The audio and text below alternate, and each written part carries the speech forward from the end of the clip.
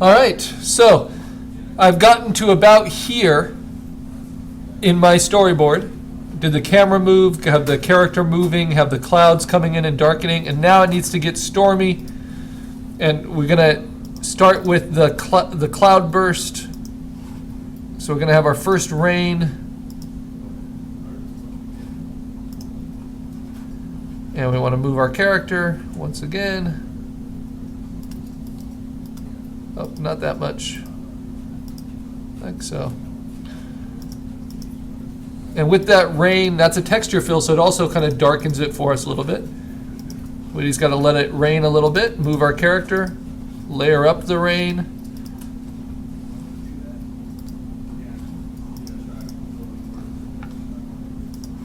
Move our character some more.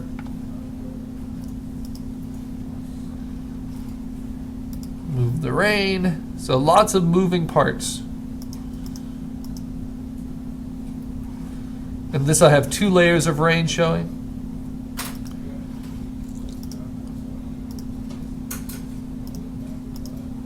Just get as much variety in that as possible.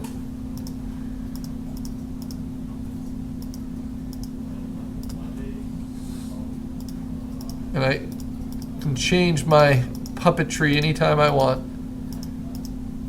See, I didn't move him enough there. Try more extreme movements now that he's raining. Now that it's raining. Makes sense that he would kind of clamp down. So actually let me make himself smaller here.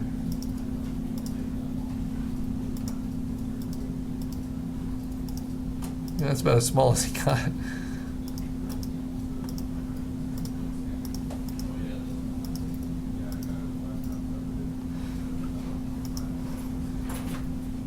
And then we'll let the rain kind of break through a little bit.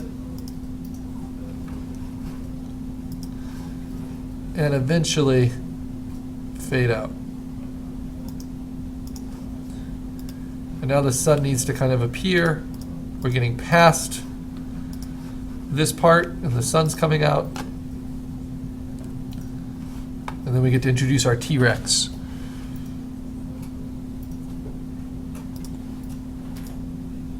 As the rain starts to evaporate, I think I'll make that texture fill a little bit stronger.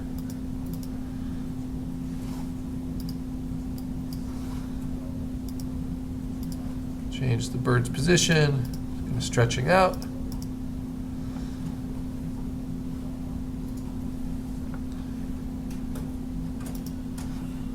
Can move the clouds a little bit more. Actually, I probably should have been moving them through the rain, sadly. So let me do that. Where did the rain start? The cloud shouldn't stop moving just because it started raining. Oops. But that's what's great about having it set up this way. I can just go back and make sure that that continues.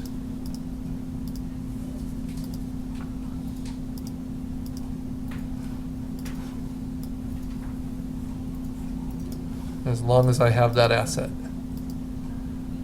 And by the time the clouds pass over, it'll be time for it to brighten up.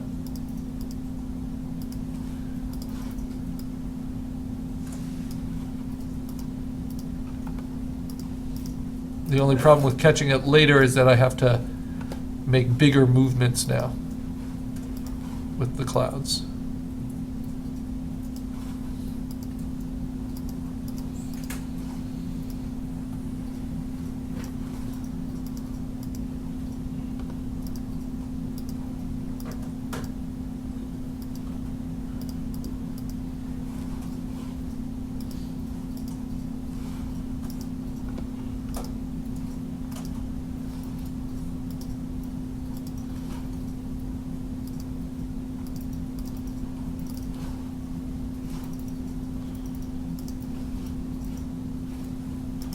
You can even play with the opacity a little bit.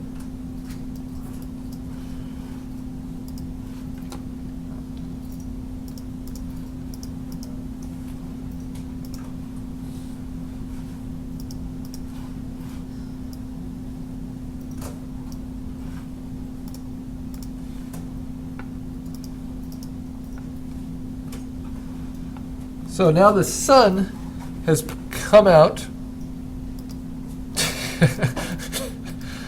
Ah, it makes me laugh. All right. So now I'm going to show you another trick. I'm going to save it here. You can actually animate movements within Photoshop as well. This is what causes all the problems with having to delete all of your frames before you make movements, because it will actually allow you to move creatures pretty effectively. Now let me show you how that works. So first, let's say starting in this frame, let me make one more frame. Get rid of those clouds entirely.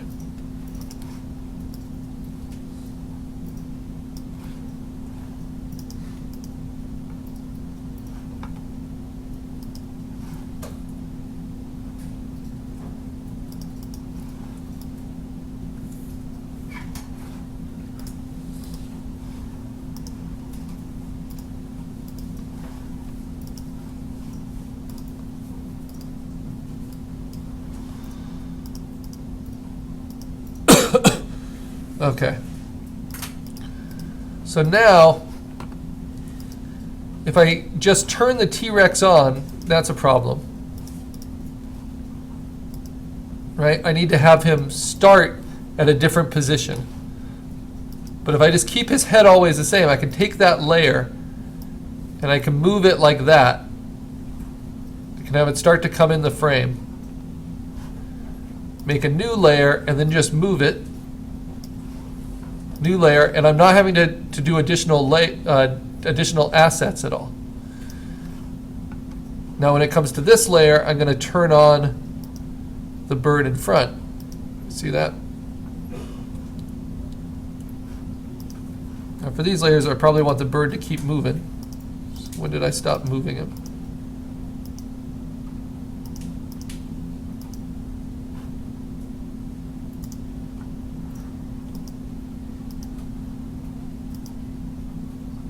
Good. See how all that works?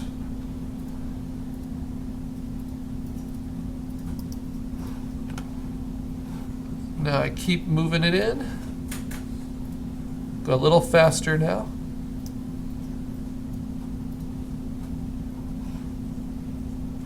Actually change it up almost.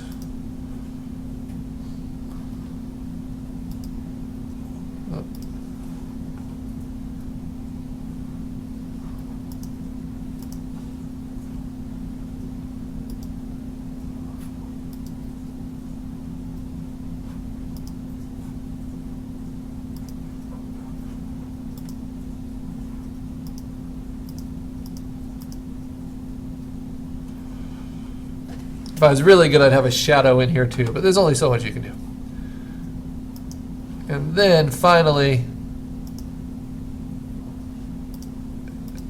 have it overtake the bird. Right? And then start moving up. Oh, let's see.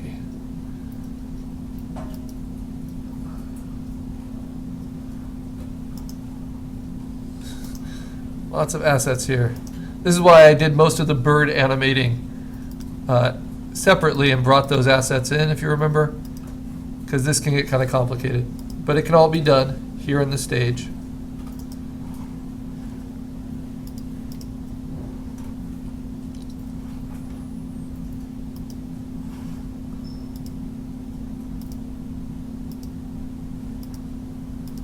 Here, let me shake his head around a little bit. Now that he's got him, it's going to shake him a little. Turn off the birds in the background.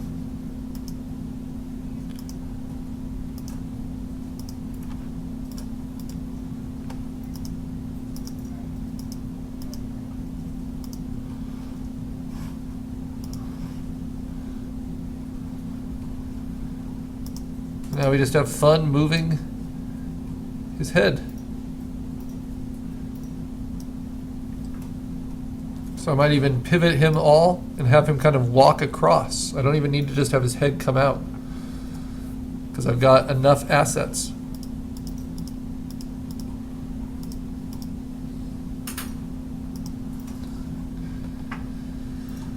And yes, the clouds have stopped moving now, but you know, you gotta cut me some slack sometimes.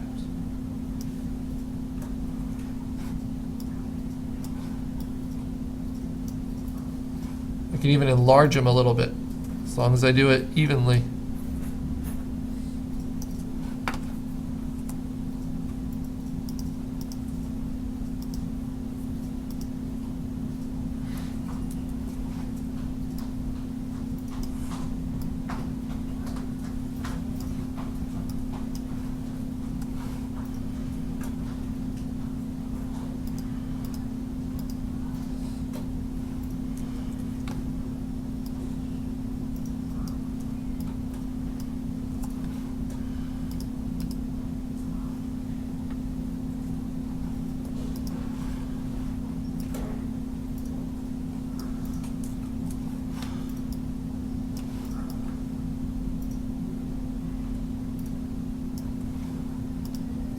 So I don't want to have to animate the T-Rex's legs walking using puppet warp, anything like that.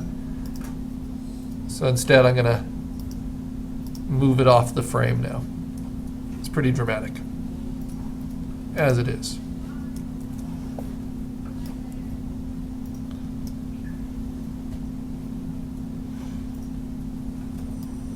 Whoops.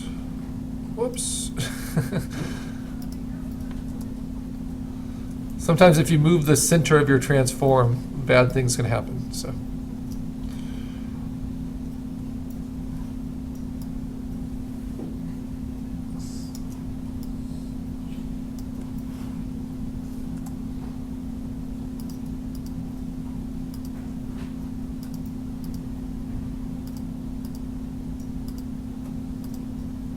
Oh, I see what happened.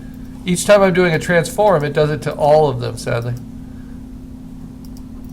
So I don't want to make them that small or that big, because then most of the action happens out of the frame.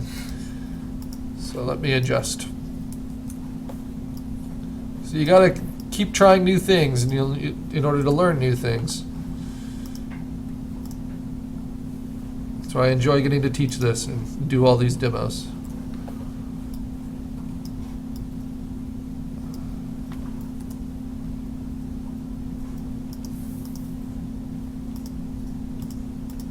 What is going on? So this is the problem with movement within Photoshop. Weird things can happen.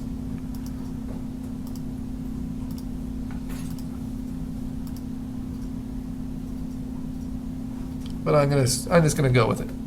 All right.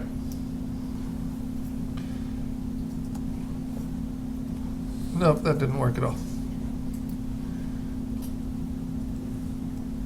So it seems like each time I move him, it makes all of them, or rotate him, it makes all of it less believable. So starting here, I'm just going to move him back. That's why we have the storyboard. We should stick with the storyboards.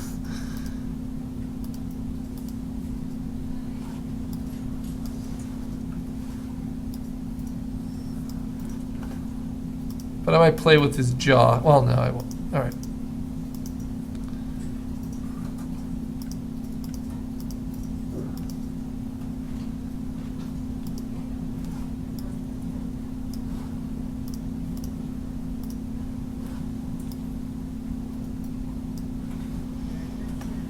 All right, last one.